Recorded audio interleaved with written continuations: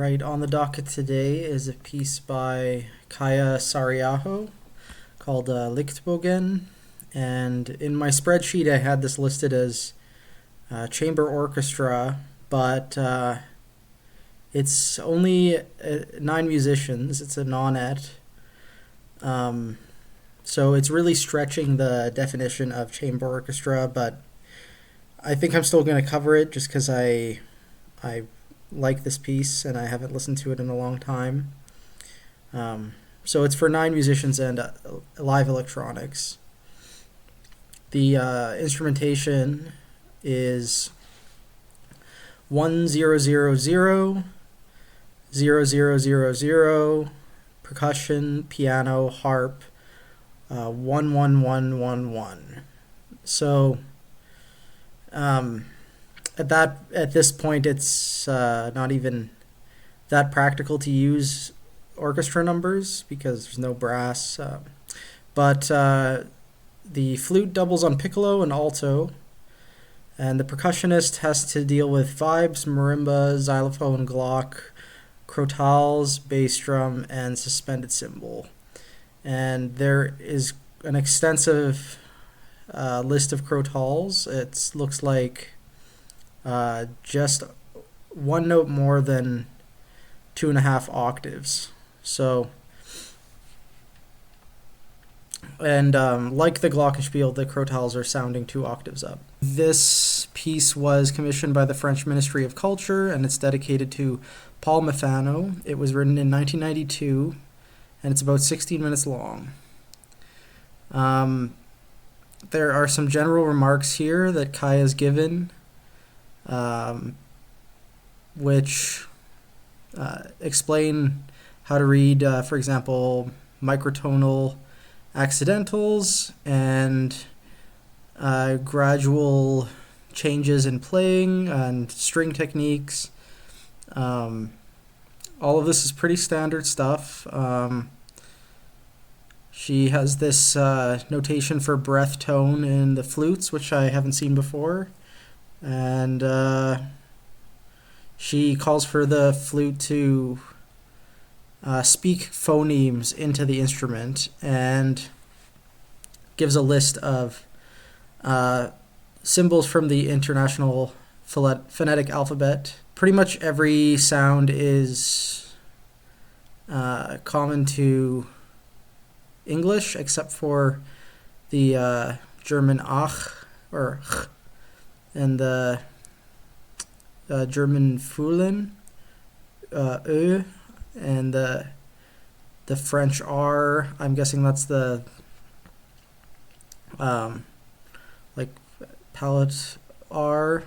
As for the electronics, the ensemble is amplified by 6 microphones, so everyone but the percussion, harp, and piano.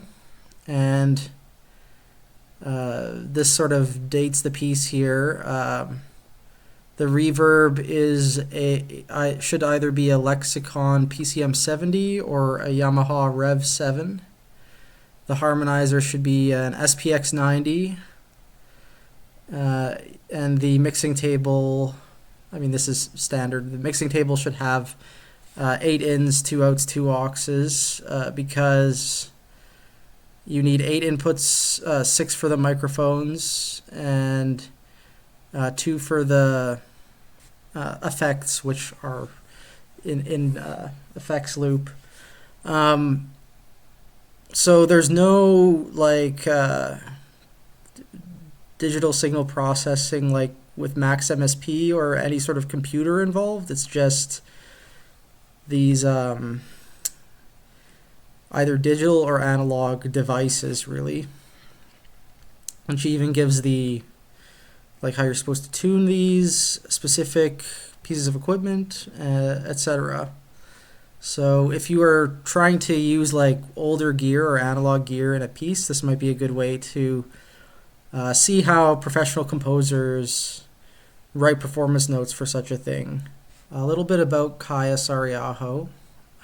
She's a spectral composer, although I think it may be more apt to call her a post-spectral composer. She's part of this second generation of spectral composers.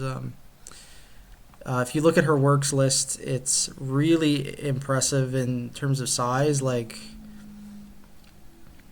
she has it divided up by years here, but you can see through the 70s, she was writing like between 1 and 5 commissions a year. And then if we go to the early 2000s, it's more like 8 commissions a year. And in total, it is a very large body of work. Just constantly being productive and writing all kinds of pieces. So Kaija Saariaho was born in 1952, and she passed away recently, just in 2023. And she's born in Finland, studied composition in Helsinki, Freiburg, and then Paris. She lived in Paris from 1982 until her death, and she studied at IRCAM, the Parisian Center for Electroacoustic Experimentation, and these institutions had a major influence on her music, even her acoustic music, which makes up the bulk of her work. This piece, Lichtbogen, is listed in her bio as a breakthrough piece. She was very successful in the field of opera. Some of her operas were written from 2000 until 2020 was the latest one. And I guess this last one, Innocence, is considered her masterpiece. By and large, a very accomplished person, practically an institution at this point. And her website is incredibly informative, so I encourage you to check it out. I don't think I can say much more that isn't already here. If you need a link to the recording which I'm listening to, it's in the video description today. Okay, yeah, really fantastic, unapologetically out there piece. And yeah, I can't believe it doesn't stand stronger in my memory, because it's really leaving an impression on me today. It starts with this unison idea, which I think is super strong on the F sharp, and it comes back to that F sharp again actually later, but it just keeps exploring the upper realms of the ensemble, and I think it's really striking just how much of the extreme upper register she uses, and in such a delicate and daring way. I think when you embark on a spectral project, you have a lot of pitch information to sift through often, and a lot of it is often very, very high, like high partials. And the tendency is to transpose things an octave or 2 or 3 down and play with the information in that way. But there's something to be said for just playing the frequencies that you're working with, even if they're extremely high.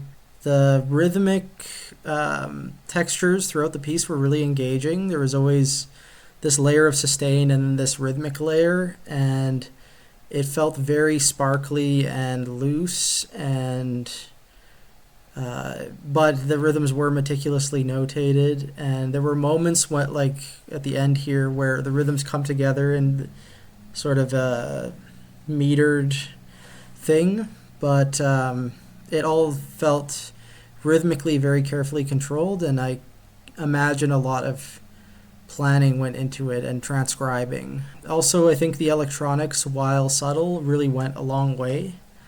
Like just having the ensemble amplified and being able to blend better really went a long way. And having this element of like reverb and harmonizing going on.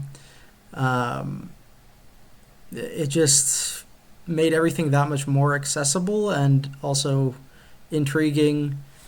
And I think it'd be really interesting to hear it live with the proper equipment, not just a approximation on a computer, like the actual equipment. I think it'd be really fascinating to put together and hear. The actual like effect itself doesn't change, right? It's just the same effect the whole time, but just changing the parameter around what's being played, I think, is really effective, right? Like, for example, these little markings here just instruct somebody who's running sound to bring out the effects loop or the effects and bring it back down to nothing. Tomorrow, I believe we're going to look at our first chamber opera. It's a piece by Victor Rasgado, and since it's Saturday, I can actually get up early and take the time to like put that video together properly. So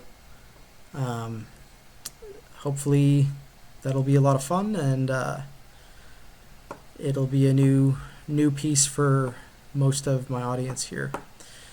And yeah, thank you for tuning in. Hope you explore more of Saariaho's music.